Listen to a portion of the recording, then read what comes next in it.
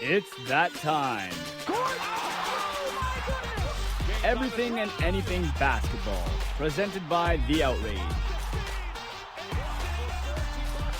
With Kajan Castle and host Spencer Byers, this is Polar Opposites.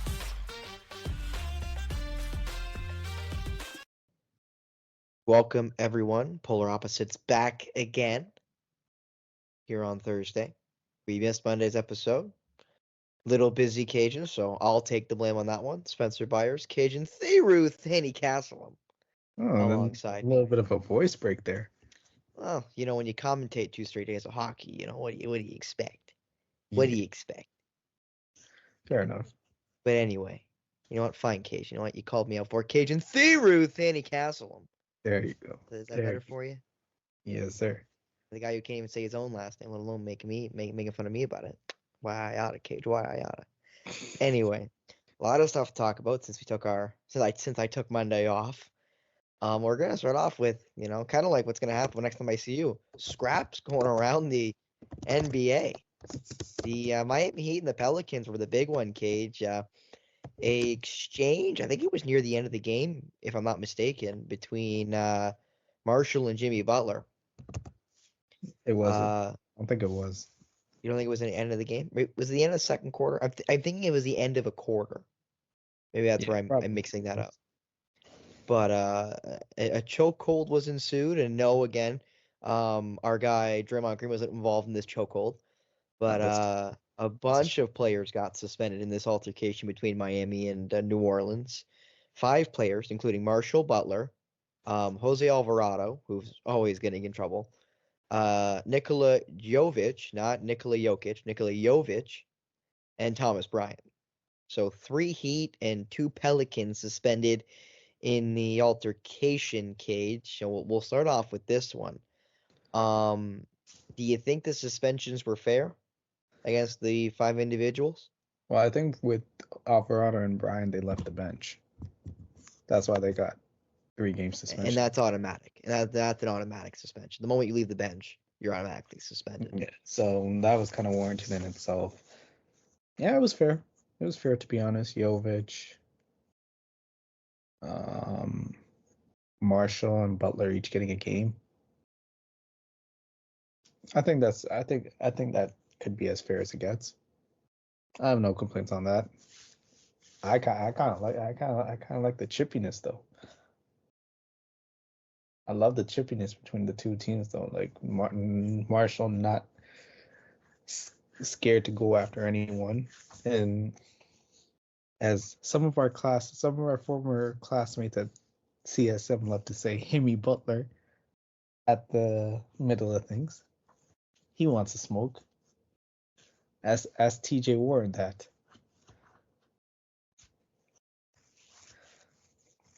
But yeah, the suspensions, 1 game for Jovic, Marshall, and Butler. I think it was warranted. It was fair. And obviously with Alvarado and Bryant, a little bit more harsh, but leaving the bench, you can't do that. Yeah, and that's a rule they've instituted for a while.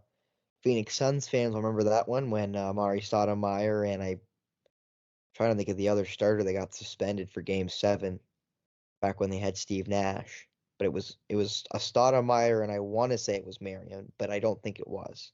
But it was another starter. They lost 2 starters for Game 7 because of leaving the bench during an altercation. Was it Boris Diaw? Yeah, I think it may have been Boris Diaw when he was the starting 5 at 6'5". That's a joke, by the way. He's like 6'8". He's not PJ Tucker. He's just damn close. But I will mention what's kind of interesting about it was Boris. Yeah. It was the French, the French almost tower. Yep. But what's really interesting about the melee, Cage, is how it starts. It's not like Butler and Marshall fouled each other. It was Zion Williamson trying to lay it up, got fouled, and Zion kind of walks away. And as he walks away, then the altercation starts up. Then the melee ensues, which is really interesting. Yep. So, I guess I agree with you, Course Cage. The passion's always great, but, you also got to think at some point, if you're not the guy involved, what's going on here? Mm-hmm. You know what I mean? Like, no, that's no offense. Actually, and I will quickly mention, it was basically the start of the fourth quarter. So that's why I'm thinking it was late in the game because it was in the fourth quarter. Mm-hmm. But, I just personally think, as much as you and I do love the passion and all of that stuff, there is a line, and it was definitely crossed between Miami and New Orleans. Definitely. Yep. And then moving to some more unwritten rules in NBA, or I guess moving from rules that are written in the NBA, which is like leaving the bench, to some unwritten rules in the NBA in scoring late.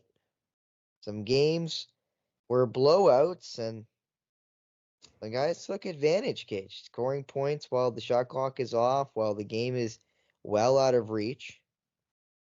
And that's causing some ire around the NBA.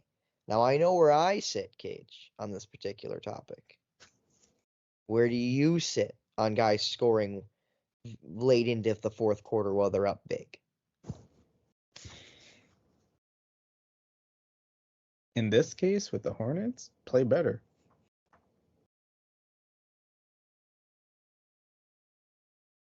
I mean, it wasn't like the shot clock was off.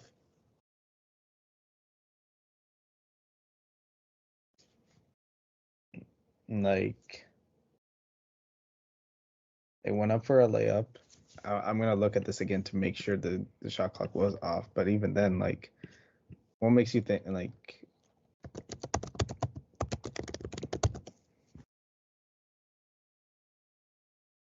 team shouldn't stop? Yeah, there was still a shot clock. Like, play until the whistle sounds. I kind of respect that a lot more now because like I kind of was like iffy against it before, but like now I'm okay with it because like some of these guys, especially coming off of the bench, especially if it's a 25, 30-point game, they don't play as often. So you might as well play hard. So me, I have no problem with the Warriors going for it and scoring at the end of it.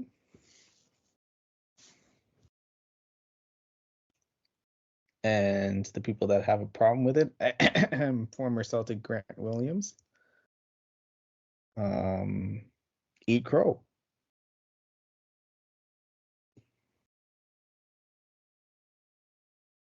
Now go on. I mean, I think it's kind of funny because the game's basically over, right? Like the shot clock is still running, and Steve Kerr and Steve Steve Clifford. Kerr and Steve Clifford are shaking hands at trying to as the game's about to end, and because of the kid laying the ball in, they both look towards the It wasn't. basket, It and there's wasn't like a even. fight going on. It wasn't even the kid laying it in. It's just like Grant Williams and like maybe Miles Bridges having a problem with it. Exactly. But think about it. Think about the two coaches, the two head coaches of these two teams know the game's over. They're shaking hands, speaking to each other, and then they both look at the under the basket, and they just see their two teams just going at it. Mm. And I don't disagree with you. And players are yelling at players, and coaches are yelling at players, and vice versa. And I do agree with you, Cage, because I do personally believe in the fact that you play into the final whistle regardless of score. But I Mm-hmm. do think in certain situations that doesn't play into a factor. Like we play the way we play regardless of how good or bad our opponent is. I do believe that. But I would say in fairness to the Charlotte Hornets, they're down by 11 with 12 seconds left. 10 seconds left on the shot clock. The game is over. And I'm not saying that they're wrong. The Warriors are wrong in laying that ball in. I don't. But I can also see it's kind of like what happened in hockey with the Morgan Riley thing, Cage. I assume you saw Yeah. where Riley Craig, pardon me, takes a slap shot like 4 feet from the net, puts it in an empty net, and then Morgan Riley skates over and cross checks him in the head. Like you can say Riley Craig shouldn't have did that. Riley Craig should have done that. But you can also say, well, Morgan Riley, it's just frustrated they're losing. The kid did something that you're not really supposed to do, and he took exception. The same thing happened here. In that situation, he shouldn't have. It was excessive, but so was taking a slap shot. Well, exactly. It's like, you want to lay the ball in up by 11 with 12 seconds left. Hey, go ahead. But if I punch you in the head, you knew it was coming. You knew it was coming. And again, that's not defending either decision. It's just there's consequences to actions, right? Like when I was in high school, Case, and this honest to God happened, like verbatim. This was the conversation we had. I was the statistician for the soccer team in my high school. We beat a team in our district 13-0. Okay, it might even be bigger than that, but we beat them 13-0. We were trying not to score after it got to like 7 or 8. By the way. Like our coaches were telling the kids to stop trying to score, and he was subbing everybody in and all of that, right? Doing all the things you're supposed to do when you're up big. And our athletic director came in to called us in before the next day, before class. He called the whole soccer team in, which I was included, so I was in the room. And our athletic director ripped us a new one and said that if we continue to play like this and beat teams like this, we will not have team to play in our district. Like that actually happened. Right? So, there's a line, again, kind of like the previous Cage. There's a line of playing till the final whistle and just stuff that is not needed. And I think that kind of falls into that. Even though, if it's the final 3 minutes, obviously, you play to the final whistle. But when it's the last 12 seconds, you're up by 11, the game is over. I don't exactly see a problem with either side. The Warriors laying it in, and the Hornets not being exactly happy with that decision. Because I probably wouldn't have reacted if I was on Charlotte, but I can't say I would have been mad if one of my teammates was like, nah, that's garbage. Like, you're such a bummer. Yeah, insert swear word here, Cage. Insert swear word here. But think about the guys that were on the floor at that time. Guy Santos, Moses Moody, Lester Quinones, Jerome Robinson. Those guys don't play that often. Mm-hmm. So, sometimes, those are the only minutes they're going to get for a stretch of games. Maybe in a month if a team plays close games, because you won't see them on the floor if it's a close game. You wouldn't think. And that's fair. That's again where I see it from the Warriors' perspective of I wouldn't be mad about it. Now, if it was if this was the situation, and now this was a situation and the starters were on the floor, that's a different story. I agree with that. That's a different. These are guys who barely get minutes. Let them play. I agree with you, Kitch. I do. I agree with you, but I still can say that as much as I agree with you in that the Warriors were playing their bench guys and their bench guys are just trying to get minutes, any minutes they can. Kind of like what Peyton Pritchard said with Boston. There's no such thing as garbage time. Mm-hmm. It may be garbage time to you, but to me, these are the only minutes I get. I have to maximize these minutes. Exactly, and for the players on the Warriors bench that don't get a lot of playing time, they got to maximize that. And I agree with you there, but I can also still say that, if Charlotte Hornets is better players, and in fairness to Grant Williams, but specifically Miles Bridges, I don't necessarily think they're wrong. Yeah, but their starters were still on the floor too. It doesn't really help. Yeah. If it would have been bench versus bench, that wouldn't have happened. Like, and you can admit that if Miles Bridges and if the starting Charlotte Hornets, which her bench players are most of their teams, no offense, but still, I think that dynamic changes too. Mm-hmm. But it's because it's the starters versus the bench guys, and the bench guys are kind of padding the stats, is the way they look at it. Not necessarily that it is the only minutes they get, and they have to maximize. But anyway, now moving on to a funny one to me, Cage. A fan interaction. Kevin Durant getting called I hate to say these words in this order, but it seems like that's the way it's going to have to go. Calling him the B word. Okay, calling him the B word. And let me of tell you, course, as Kevin Durant does, he responded. Because that's what Kevin Durant does. So, Cage, I'll let you take away with that one. Just reaction to KD being KD. he handled it well. He handled it well because there's a quote that he said after, because he was asked why he didn't have two fans ejected after one of them directed profane language at him. This was before a game against the Dallas Mavs. And he was like, even though you call me that word as I'm running out with my back turned, people usually do that. Call me coward, B word with my back turned, and it wasn't too many people around. He was like, and security actually moved to eject the fans, but Durant actually intervened and allowed them to say. And this quote that I'm gonna read out, like, kind of puts things in perspective. It's like, I know you don't mean that, and I'm not going to get you kicked out because you paid your money for these tickets. You had a couple of drinks, and I understand how people get, but there are better ways to try to get my attention and talk to me other than call me, insert Twitter word here at my name because you're protected in these arenas. And he also said it wasn't that big of a deal. It's like they don't look at us as humans sometimes. So when you get a chance to let a person know how you feel real quick, then they'll backtrack.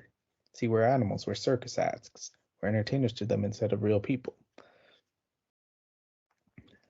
I know the people want to pet the animals in the zoo, get close to the animals in the zoo, but once they get close, they realize we're real human beings too. So you should treat us like that. And then he went on to say, I could have had them kicked out. Nah, don't put that on me. They just call me a insert swear word here. They didn't harm me. They didn't try to harm me physically. Let them stay and give them something to think about going forward. And honestly, considering Kevin Durant's adventures on social media and interactions with fans, he handled this really well. And it just goes to show you, like,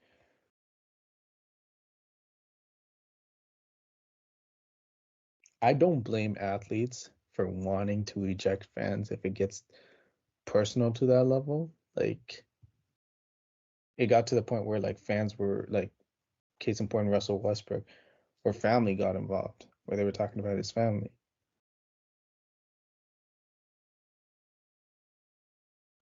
Then it gets to the point where you just have to get ejected because, like, you can talk about how bad the player's playing, you can talk about the player, but once family gets brought in there, it gets personal. But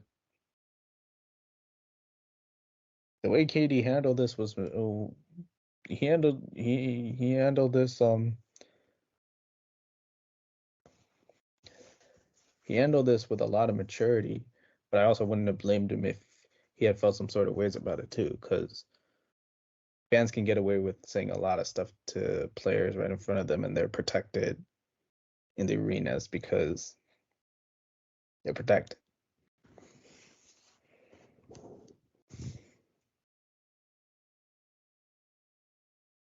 I don't necessarily blame him. I will say I don't think fans should be ejected unless they go overboard. Again, talking about that invisible line. Obviously, there's certain things you can't say. Obviously, there's certain things you shouldn't say. But I think just normal cuss words, I think, is within bounds. Paying the ticket, especially when you're near the court, good God. I'm not sure I want to know. how much tickets are near the court, especially Right. for the Suns right now, for any Suns game because of the stars they've got. Well, this was in Dallas. Well, but it's so worse. Now you got Doncic on the floor too. But think about it. Any Suns game, the tickets are going to go up because they have Booker, they have Beal, and they have Durant. Mm-hmm. Like the tickets are going to go up even if they're not in Phoenix. But then you got Doncic and you've got Kyrie Irving as well in that mix of star power. So tickets are going to be expensive, especially the closer you get to the floor. And again, within saying, obviously there's things you shouldn't and can't say, and you deserve to be ejected once you say them, as you mentioned with the Westbrook example. I do think there is a realm of, yeah, the fan's an idiot, but they paid the ticket, they get to boo, cheer, and do anything in between that. And keep in mind, let me reiterate this: security was going to eject those fans until Durant actually intervened and told them not to. Which is, I think, really weird. I think that's kind of weird.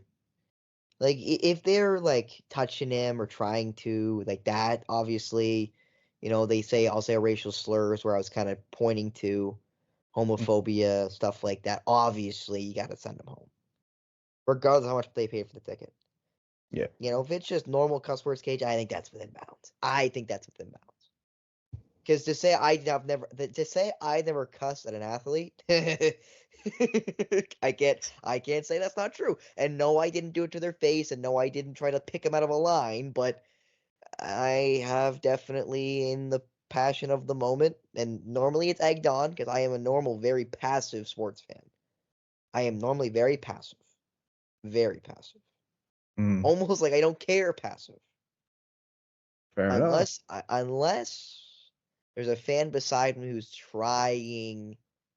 doing the opposite. Like when I went to Flint, I think as most of you know, I'm from Wyerton, Ontario, Canada. The white groundhog, if you don't know, Wyerton Willie, for Groundhog Day that just happened not too long ago.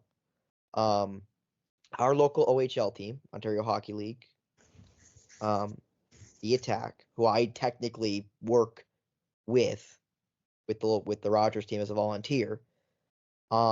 Anyway, when I was a fan, I went to Flint for a playoff series in the first round 2 years ago. First time my mom and I ever been to Flint. Our goal is to go to every rink. We have never been to Flint. We went to Flint.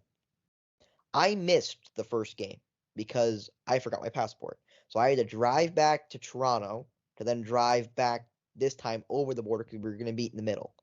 So I missed the first game entirely of the playoff series because you play two away, 2 at home, and then you rotate. I went to game 2, and my mother told me that she sat in a row with some rather loud fans, Cage. Okay? Yep. And I said, okay. Like, and I was, cautious, but I kind of knew what I was in store for. I sit down beside my mother, and Kajan, honest to God, the row is empty from our end to the guy's end, but there was another guy who I could see on the other end of my row.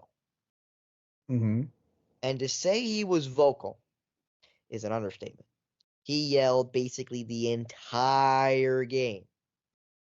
And he was saying all kinds of stuff about the Owen-Side attack. He was raking him over the coals, if you will, with with language that wasn't, but that was his goal, right? Yeah.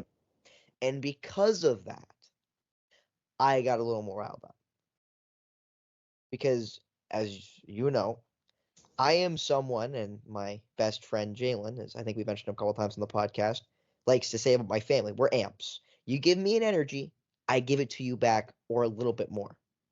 I can't just take an energy and not give it back. That just doesn't work for me. So when he was giving out that energy, Cage, I had to give it back. And I got rather loud about the Flint team, and I said some things about some players that I definitely should not have said or can repeat here. That they definitely didn't hear, might I add. I don't think, at least. And even if they did, I don't really care. Mm-hmm. But, like, with all of that being said, as a fan, you say things that you don't necessarily mean in the language you use, but the sentiment you do. Yeah. And I do think there is a line there that, can and shouldn't be crossed. And you And cross if that you do line. cross that line, you get kicked out immediately. But I think there is a realm where like that's kind of soft. Kind of like the fouls and the referees are, Cage. That's kind of soft. Yeah. But maybe that's just me.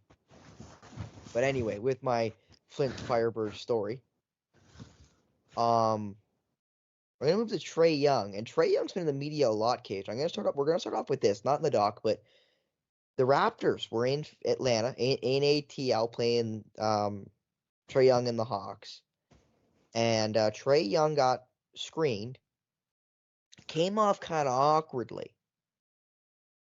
I think he got knee to knee, and he kind of limped off, like limped out of the play, limped off. Yeah. And Quinn Snyder went Blew a off gasket. after that referee. He ran right at him. He ran onto the floor. His finger was out. He had to be restrained a couple of times. He was hot. Obviously, he was ejected. And now Trae Young's hurt. So he actually came back from whatever the knee injury was, if it was a bruise or whatever, just like a Charlie horse, if you will. He's now out for the next 4 weeks after having a finger injury. So that's definitely not going to help the Hawks' play-in chances. Although they have 1-2 straight with Murray playing at the point now. And we'll get to your player props in a second. But I'll start off with the Quinn Snyder incident, Cage. Again, the referees continue to be in the media. Monty Williams has complained about the referees. The Detroit New York one, that was ridiculous. The New York, we went to mention it that the New York Knicks would appeal because of that late foul call that the referees have admitted they got wrong. That has been the denied. NBA denied that protest. That protest has been denied of the New York Knicks. And that to me does not make sense because it's like it's not a misapplication of the game's rule. I'm like, well, that foul call, that foul call, judgment call or not, change the course of a result.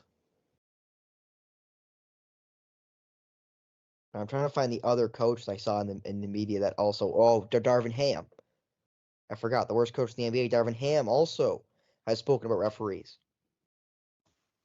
To me, Darvin Ham talking about the referees when you got LeBron and AD, especially the foul merchant, like the flopping machine, Anthony Davis, that's bogus to me.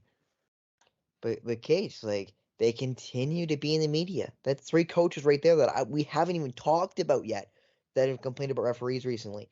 That's without mentioning Mike Brown earlier this year. That's without mentioning who was the other big one, Cage? Who am I missing?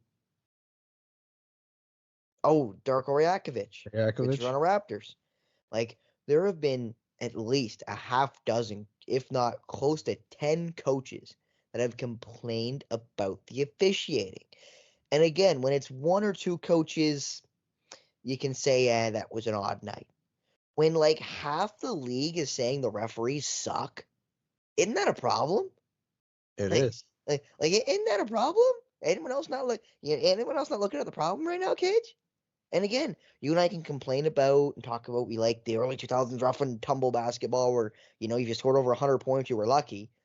But there is a fine line between letting them play defense and giving them just cheap fouls and having every coach just not understand what the rules are. Because everybody's complaining about it. Because again, you can't even say unfair advantage. Because when the coaches are complaining about it, it's not an unfair advantage. When the Raptors head coach is complaining both ways, that's not an unfair advantage. That just means you suck. Like, I never heard a coach come out and say the refs did a great job tonight. And yeah, in fairness, they never will. But it's never like, they ask a question for the referees, they did a fair job, whatever. It's always, they were bad tonight. They're bad every night. Doesn't matter who we get, it's a bad night. They're inconsistent. Which is the worst thing you can be as a ref, is inconsistent. As a crew, is inconsistent.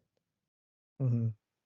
And, it just continues to propel that notion that the league either needs to rework the rule set again, which would cause a lot of ire both ways, or you need to find new referees, and that's hard to do.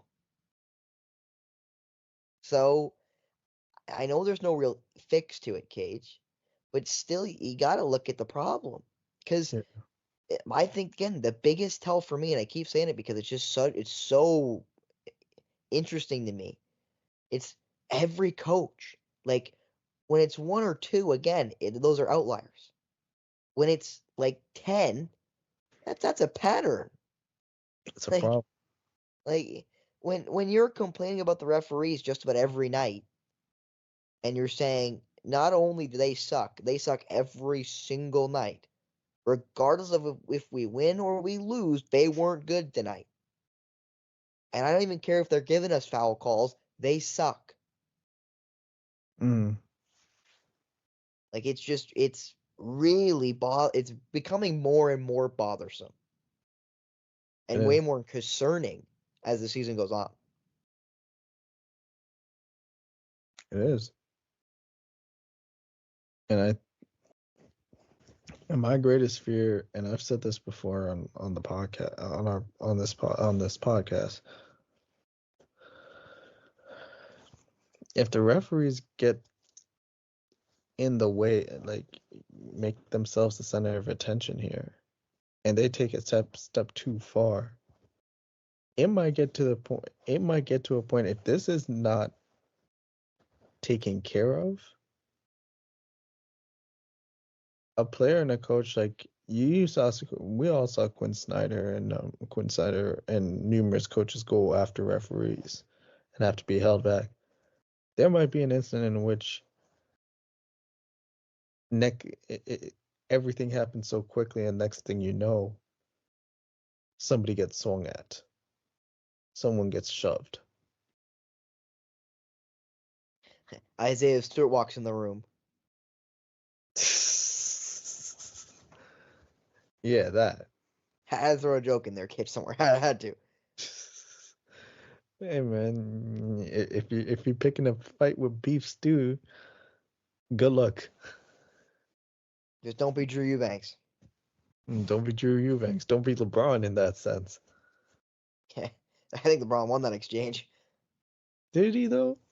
I mean, one guy was bleeding and getting kicked off the floor, so I don't know. I mean, that was because of an inadvertent elbow at the beginning.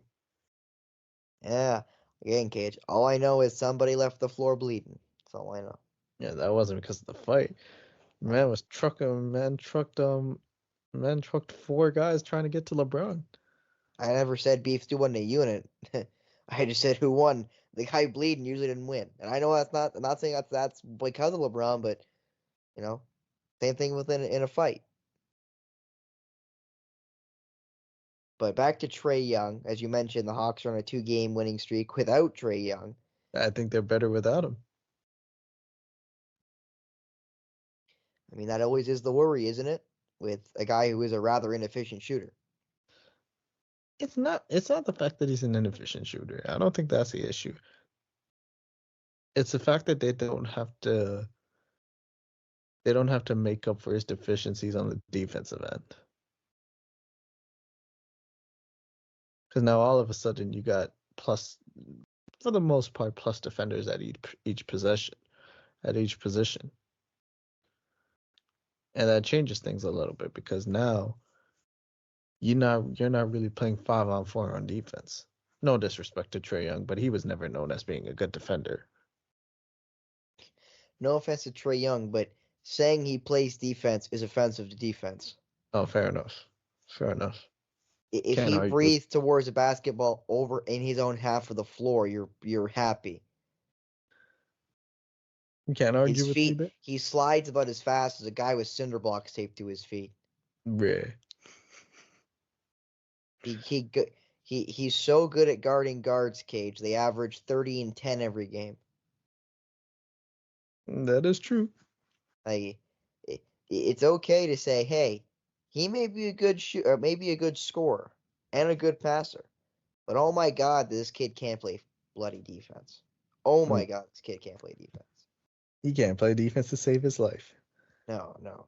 If you said Trae Young, to save your girlfriend's life, you must get a stop. His girlfriend dead, man. No offense to her, she done. Like, hey, Trae Young ain't get no stop, okay? No stop. Oh, I don't know about that.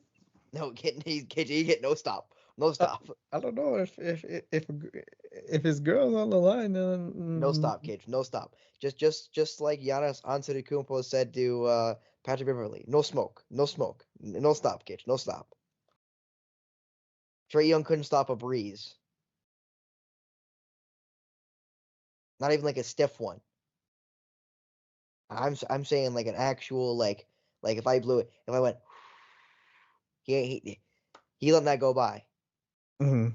Just like every guy he tries to guard, they go by. Fair enough.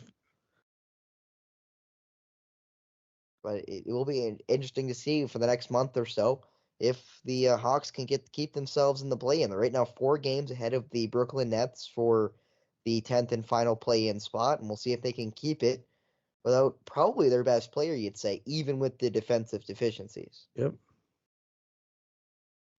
But with saying that, Cage, we'll not talk about that juicy that juicy first bet there in your player props. As sports betting has risen in popularity, and I want to connect you with all the opportunities to get started or get ahead. Having multiple sportsbook accounts is the most simple way to maximize your profits, and there's never been a better time to sign up than right now. When you visit our page, signupexpert.com/theoutrage, link in the description, you'll be connected to all the sportsbooks in your region, along with a review of each platform and its unique benefits. All of these sportsbooks have valuable sign-up offers for new users, and when you register through our link, you will automatically receive the top one with each. When you use multiple sportsbooks, you ensure you can always access the best available odds, which is the successful key to sports betting. Which you could argue Mr. Thibaut Castle himself is probably a somewhat successful sports bettor as he makes money every night. So, Cage, what do you got in force for this Thursday set of games? Well,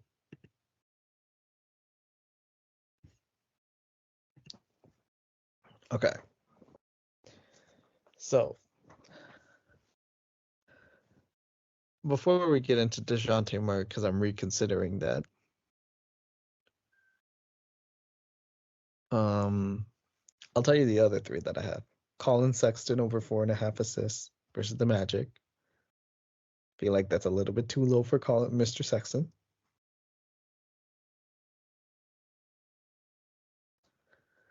Alperen Şengün over 2.5 turnovers. He had 5 against the Thunder last game. And he's facing off against the Phoenix Suns.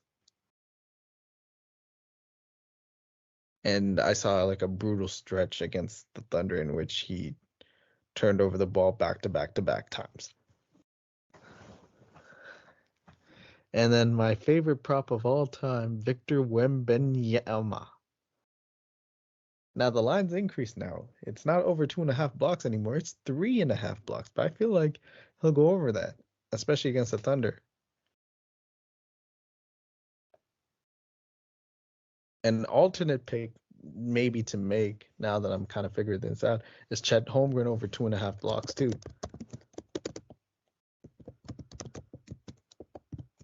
And then DeJounte Murray. Now, I wrote it down here over 35.5 points, rebounds, and assists. The only reason why I'm kind of hesitant on that is that I got a feeling Atlanta might turn this into a blowout against Brooklyn.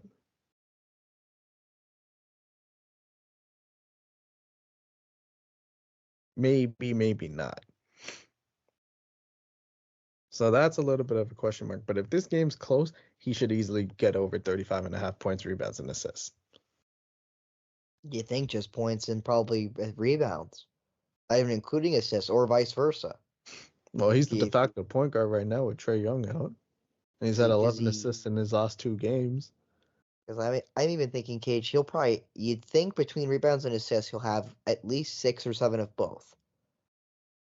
I mean, he only has to score, well, his doing the over quick math, like 28 points. I kind of like the 8.5 assists better.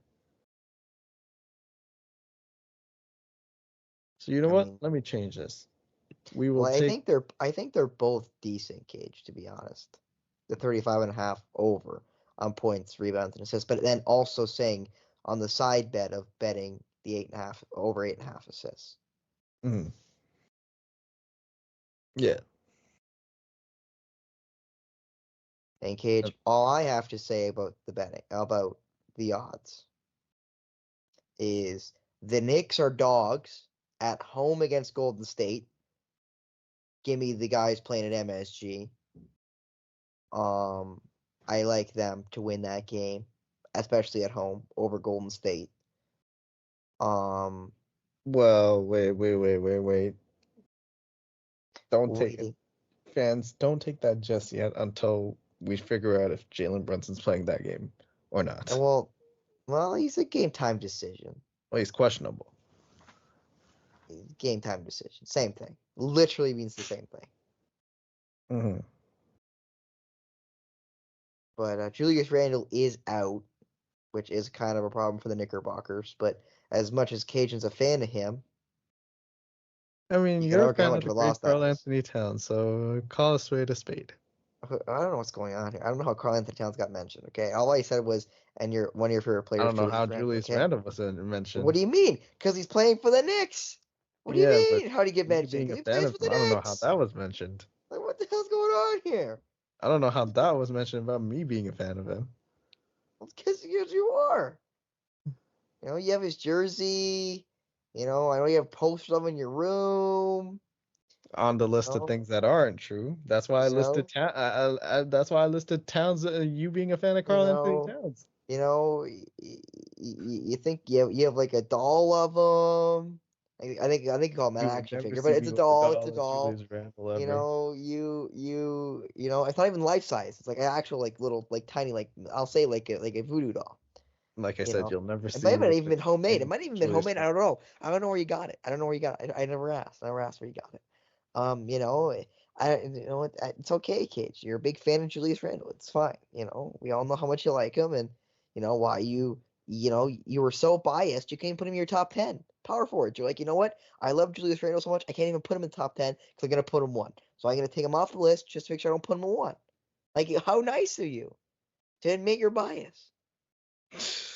Like it's so amazing, Cage. It's so amazing. I'm so happy for you. To Have be able you? to admit your bias. Are you done drinking the Karl Anthony Towns Kool-Aid? Yeah, you know what? I'm having a little too much fun making fun of you and your boy Julius Randle. Anyway, I just thought looking at lines, Cage, I kind of like the Knicks as dogs against Golden State, especially at home. If it was in Golden State, if it was in San Francisco, I wouldn't be. But if it's in New York, I kind of like that Knicks line, to be I honest. was gonna. I'm gonna be honest with you. I was kind of trying to look at Dante DiVincenzo's lines because his last team that he was on was the Warriors. So you think he's gonna get up for this one, especially? He's But been I playing can't. really well too recently, right? Huh? He's been playing really well too recently, hasn't he? He's been playing well. I have him on the fantasy team, Cage. He was a waiver wire pickup. Oh, so for me too. Great minds think alike. And you never been called a great mind in your life. Big Hey, mind, man, maybe, but in not terms of the great. waiver wire, I am a genius. Yeah, we get it, Cage. You play way too many fantasy leagues. We understand. Anyway, we'll now move off of the New York Knicks, and I think our last topic of the night, because I will say tentatively, we are going to record, of course, on Monday. We may record an episode in between. I've mentioned this to Cage that I kind of want to get one more out before we record Sunday night, probably to Fair post enough. Monday. I would like to try to record one more if that's tomorrow, meaning Friday, or the next day, meaning Saturday. I haven't really Yep. decided yet, but just to kind of, because we missed Mondays, try to even it out type thing.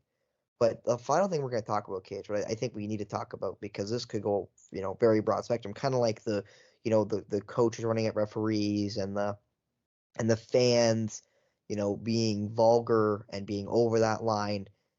They went over the line again, and this goes to a really overarching issue. But we'll start with this: Kyle Filipowski of the Duke Blue Devils was injured after Wake Forest, the Demon Deacons, beat the Blue Devils.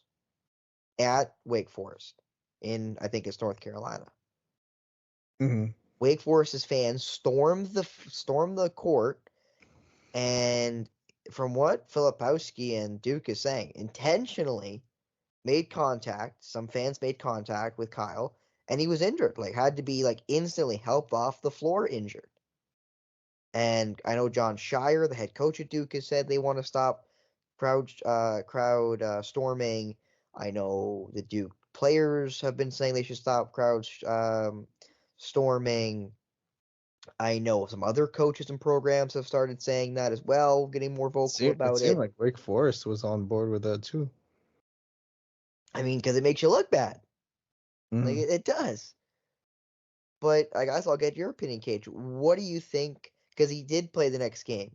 Filipowski was in the lineup for Duke's next game, which I think was yesterday, from what I remember. As I take a quick little gander, yeah, it was. They killed Louisville, so yeah, it was, and he was in the starting lineup. Didn't necessarily play well shooting wise, but 9 points, 10 rebounds, and 6 assists for Filipowski. Considering what could have happened, I'm just glad he's on the court. Yeah, exactly. But I guess just Cage, what is your opinion on crowd storming? Court storming, but crowd storming, because it happens in football too. Um, like it happens in other sports. So basketball is not singular in that, but still, what do you think?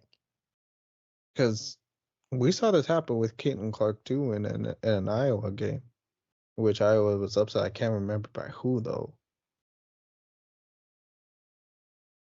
But I I say do away with it. Because if player safety is at risk in this situation, player safety runs prevalent, should run prevalent. And if fans can't control themselves and try to go at players and go at opposing players, then do away with it. Because that easily could have gone sideways. Could have gone a lot worse for Kyle Filipowski. When Caitlin Clark got bumped, that easily could have been worse. If player safety is in question and is at risk when court storming happens, then you gotta pick player safety.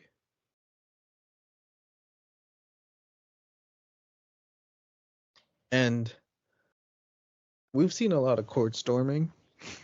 We haven't really heard a lot about injuries like in the past, but as of late, fans are being a lot more reckless. And it's come at the expense of players. So to me, like I'm always on the side of players.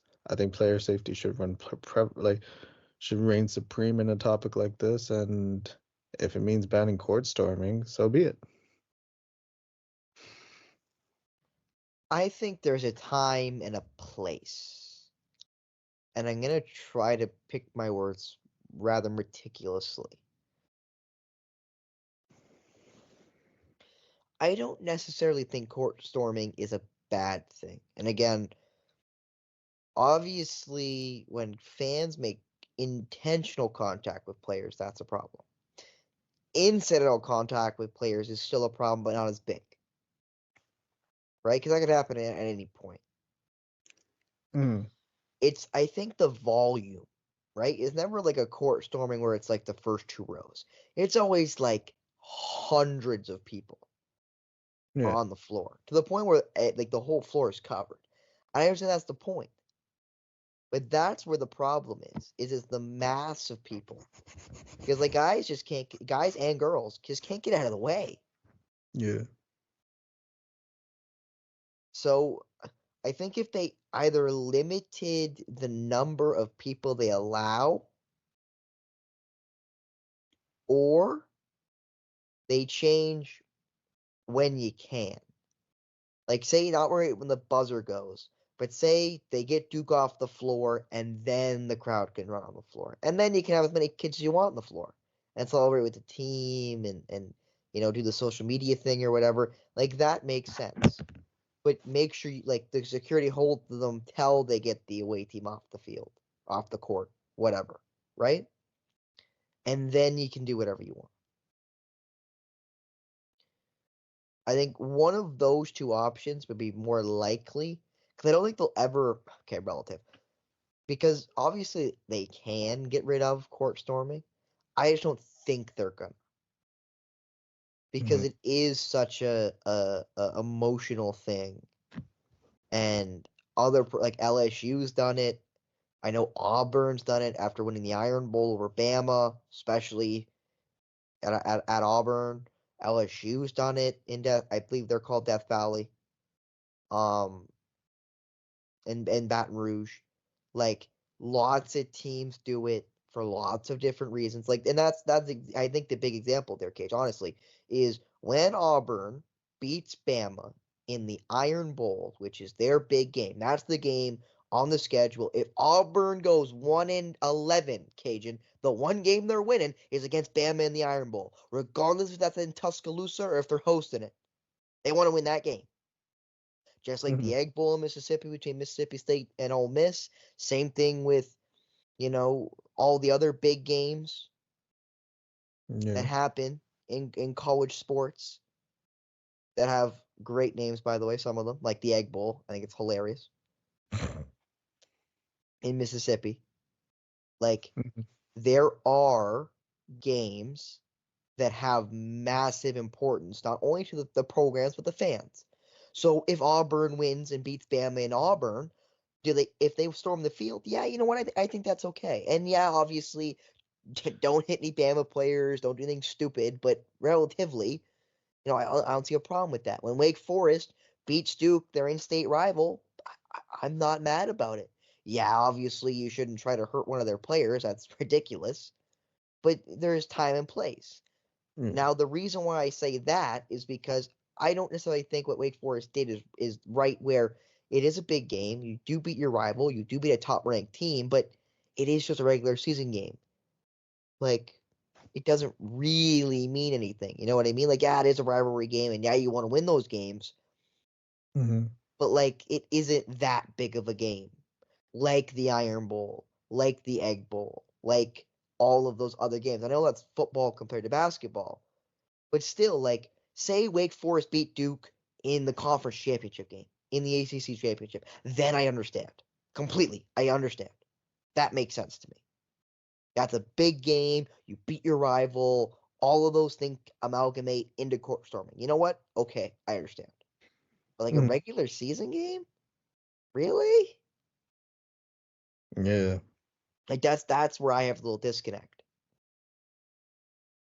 But other than that, like I see it as a really interesting, again, dynamic that college has over the pros. Because this has never happened in the NBA, the NFL. Like, it never happened. Never. Never, ever, ever, ever, ever. Never, ever. Never, ever, But in ever. college, you can get away with it. Sort of, as we've come across. So, I don't think it's going to go away. I hope they make some changes to it if they're going to do it during the regular season for basketball, for example. But I think for big games, true rivalry games, true big games, I think then I can understand. Yeah. Not necessarily agree with, but I can understand. Anyway, Cage, I think we basically covered everything that I thought we should cover. Is there anything you quickly want to mention before we go? I know we got some other things in the doc that we're gonna come back to. Obviously, Chet and Wemby going at it later on today.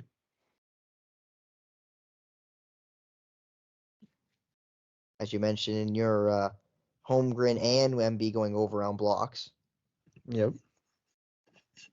Against each other, might I add. So you're saying Wembanyama blocks Chet about 4 times, and Wemby and Chet blocks Wemby about 3 times. Yeah, because they're gonna be matched up. I mean, or he could make poor Josh Giddey fodder again when he, what was it, caught the ball.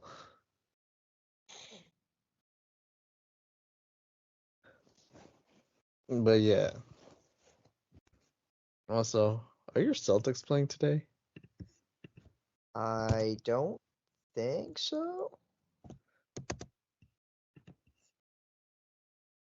As my score uploads so slowly. So No, slowly. they don't. They play No, on they don't. Friday. I didn't Against the think Mavs. so. Against the Mavs. Well, they just put a shellacking on the Sixers because they suck. So, I got Mavs ML. of course you do. Well, that's okay. 8-game heater for the Boston Celtics, Yeah. extending their conference lead to 8 games. So at least you got one prediction right, Cage. The Celtics are going to win the Eastern Conference. What, finish first in the East? Yeah, they're going to win the Eastern Conference. Regular season Eastern Conference. Yeah, I was about to say, I'm like, winning the East. I'm like, Well, they're going to do that too, Cage, but they got to win the conference first. I don't know about that. They got to prove it. I don't want to hear that from you right now. I don't want to hear that from the team right now in 12th. I don't want to hear that right now. Well, I don't last want to time hear that I right now, heard, Cage. Cage, I don't the want to hear team that that right was now. in 12th was the most recent team that won a ring. Great job, Cage. You got one. I'm happy for you. You got one. And the one ring that you got almost got ruined by Glenn. Whoa, whoa, whoa, whoa, whoa. The one. The Well, one? the one ring in your lifetime. What difference does that make? What We difference does that make? we count it as one because the Raptors did not exist when Boston won those titles. That doesn't make any sense. That doesn't make any I know it. sense. I know it doesn't. I'm just trying to piss you off. Like what's going on here? What are you, a Jordan defender? What the hell's going on here? Hey You man, know, rings matter until you try to make an argument where they matter more, and I think you're wrong because it makes my argument look more flawed. I No, mean the only you thing, the stop only that thing, right there. the only thing I'm saying, the one ring that the Celtics have won in this century almost got ruined by Glenn. Was done in spite of Glenn Rivers' coaching. I hate how you said this century like it's been a while. Cage, we've had 24 years in counting in this century. We're not even a quarter of the century through this century. And you talking all this smack about those lowly, rotten, no good, nasty, stinky, putrid Toronto Raptors. Hey man, talk to Like you that. keep you keep kissing that ring before you go to bed beside your Julius Randle doll, Cage, because you're gonna need to for the next 20 years. How's that Carl Anthony Towns life-size doll feel next to you? Life size? Whoa, whoa, Cage, you didn't see me own no life size doll, okay? I've seen your Julius Randle voodoo doll, okay? I don't know what's going on here, okay? You don't need to lie just because I'm telling people the truth, okay? I'm telling them the truth. You're lying to try to make my thing sound like a lie, which I don't understand, Cage. It's okay to have a Julius Randle voodoo doll. It's okay to love Julius Randle. It's okay to I own wanted to posters say it. I of Julius wanted to Randle. it joke so bad, but I don't feel like this is gonna turn over well. Well, probably not, Cage. You met me before, so you know to tread lightly. Try to tread lightly, especially when I start poking. Oh, that definitely would not have treaded lightly. No, probably not. If you didn't say it, probably not. But with that, Cage, that the Celtics are rolling, that Chet and Wemby have continued their amazing rookie seasons. We'll probably go into depth pretty soon about their rookie I feel seasons like, and just how but good they've been. even then, I feel like the rookie of the year race is kind of. It's Cage. You know what it feels like? You know when you say like, you know, if this guy didn't exist, this guy'd be the best player ever, kind of thing. Like say in the draft, if this player didn't exist, this guy would be the first overall pick. Yeah. Right? And I'm trying to think of the last draft where we really had that, where there was like the top guy, the next guy, and everybody else. I'm trying to. Obviously, panning out helps, but like I'm trying to think of the last draft in the NBA that's had that. 'Cause I can think of NFL drafts that have. I can think of NHL drafts that have. Can I think of an NBA one?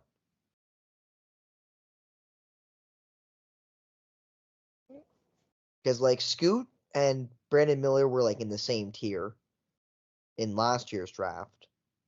The year before that, who went before Wemby or before Chet?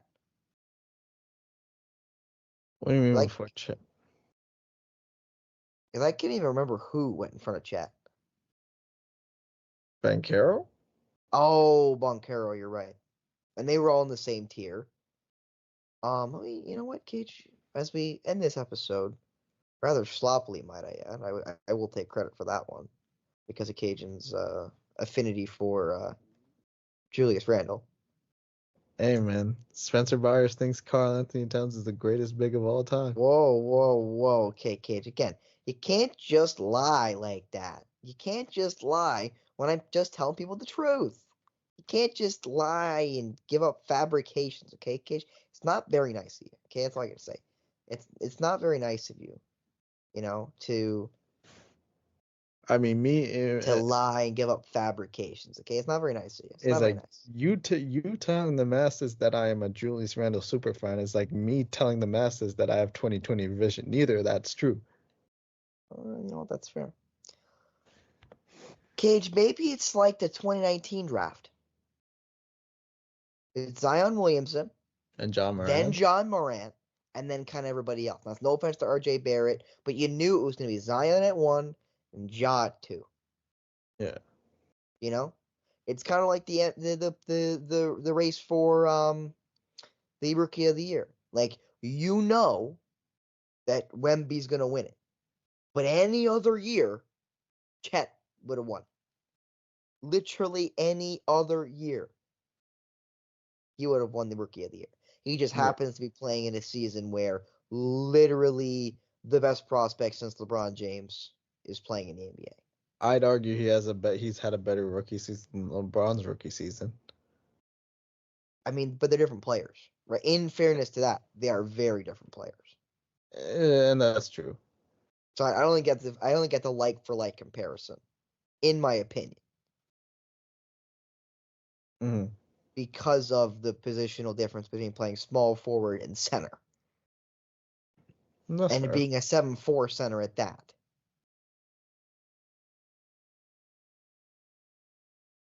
So I do think that adds a little bit of variety to that scenario. But yeah, I think it's gonna be it. Yeah, we'll probably talk about some other more topical stuff if we do record an extra episode somewhere here. That will probably what we talk about is the review of Chet and Wemby's rookie seasons, kind of a look back through some stuff that's happened this year, how teams are looking with maybe some deadline pieces or some signings that were made and what have you. Obviously some news that does come out as, the week goes on. But I think that'll be it for us, Cage. So for Cage and Theru, Thandy Castle, I'm Spencer Byers. Thank you so much for tuning in for another episode of Polar Opposites here on the Outrage.